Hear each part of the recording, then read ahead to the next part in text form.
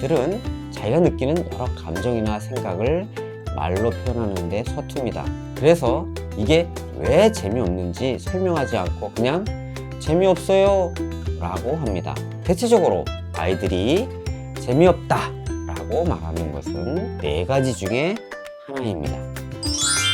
놀이TV. 안녕하세요. 놀다 보면 크는 어른들 놀이TV 이상호입니다. 아이들에게 놀이를 알려줄 때 제일 힘 빠지는 때가 언제일까요? 기껏 알려줬는데 재미없어요 라고 할 때입니다. 어른들은 놀이는 재미있다, 애들은 노는 걸 좋아한다 라고 당연하게 생각합니다. 그러나 막상 놀이를 지도하다 보면 아이들이 종종 재미없다고 할 때가 있습니다. 특히 새로운 놀이를 알려줄 때 이런 경우가 더 많습니다. 이런 말을 들으면 아니야, 이 놀이 재미있어, 너희들이 아직 안 해봐서 그래 라고 하거나 이 놀이가 재미없구나 생각하고 다른 놀이를 하실 수도 있습니다. 그러나 이 2가지 모두 문제가 있습니다. 해보지도 않고 그런다고 생각하는 것은 아이들의 의견을 무시하는 거고, 재미없다고 할 때마다 놀이를 바꾸면 아이들에게 끌려다니게 됩니다. 결국 새로운 놀이를 알려줄 때 부담을 갖게 되거나 정말 필요한 놀이를 못하게 됩니다. 그렇다면 어떻게 해야 할까요? 놀이TV. 재미없어요 라고 말하는 속뜻을 자세히 들여다보고 그에 맞는 처방을 내려야 합니다. 대체적으로 아이들이 재미없다 라고 말하는 것은 4가지 중에 하나입니다. 첫 번째 경우는 놀이를 잘 이해하지 못해서 그럴 수 있습니다. 어떻게 하는지 잘 모르는 거죠. 아이들은 어떻게 하는지 모르겠어요 또는 다시 쉽게 가르쳐 주세요 라고 말하지는 않습니다. 그냥 재미없어요 라고 말하죠. 예를 들어 고노 같은 놀이는 직접 한두 번 해보면 금방 이렇게 하는구나 감을 잡는데, 말로만 설명하면 잘 모릅니다. 이 놀이를 이해하지 못해서 재미없다고 하는구나 라고 속뜻을 파악하시면 아이들의 눈높이에 맞춰 실제로 보여줌으로써 문제를 해결할 수 있습니다. 놀이TV. 2번째 경우는 내가 그 놀이를 잘 해낼 자신이 없을 때도 아이들은 재미없다고 합니다. 실뜨기 같은 경우 선생님이 보여주면서 따라하게 하면 대부분의 아이들은 곧잘 합니다. 그런데 손 조작 능력이 부족한 아이들은 자기 열심히 하려고 해도 잘 안 되는 경우가 있습니다. 특히 평소에 칭찬을 많이 받거나 승부욕이 강한 아이들이 다른 아이들보다 좀 뒤처진다는 생각이 들면 이것을 못 견뎌 합니다. 그래서 아예 하지 않고 재미없어요 라고 회피합니다. 완벽을 추구하는 아이들에게서 이런 현상이 자주 나타납니다. 이럴 때는 그 아이에게 그러면 다른 애들이 하는 것을 좀 보자, 또는 너는 어느 부분이 잘 안 돼? 하고 친절하게 다가가서 용기를 불어넣어 줄 필요가 있습니다.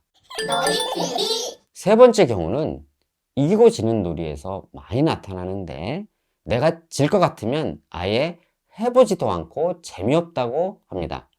예를 들어 닭싸움 같은 경우에 상대방이 덩치가 크거나 그 아이를 이겨본 적이 없으면 또 질 것 같아서 재미없다고 합니다. 편을 나눠서 할 때도 어느 한 편에 작은 아이들이 몰려 있으면 재미없다고 합니다. 해보나 마나 질 거니까 아예 재미없다고 하는 것이죠. 이럴 때는 서로 대등한 조건이 되도록 섞어줄 필요가 있습니다.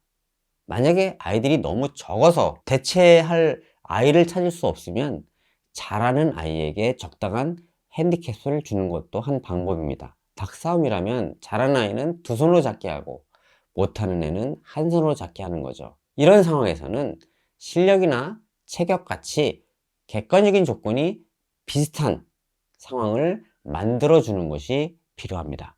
놀이TV. 마지막 4번째 경우는 말 그대로 정말 재미없기 때문에 재미없다고 할 수 있습니다. 아이들이 재미를 느낄 만한 조건에 부합하지 않는 거죠. 그럴 때는 재미없다가 이 놀이는 나에게 맞지 않아요 라고 말하는 것으로 이해하시면 됩니다. 이런 경우는 대부분 아동의 발달 수준에 맞지 않는 놀이가 해당됩니다. 6학년 아이들에게 기차 놀이를 시키거나 1학년 아이들에게 오징어 놀이를 시키면 어떻게 되겠어요? 고학년이 기차 놀이를 처음에 재미삼아서 할 수 있지만 금방 시시하게 느낍니다. 또 오징어 놀이는 1학년의 경우에 규칙도 복잡하고 놀이판이 돌아가는 걸 총체적으로 파악해야지 재미있는데 그것을 파악할 수 없습니다. 이럴 경우에는 아이들의 신체, 정서, 인지 능력에 이 놀이가 맞는지 한번 되돌아볼 필요가 있습니다.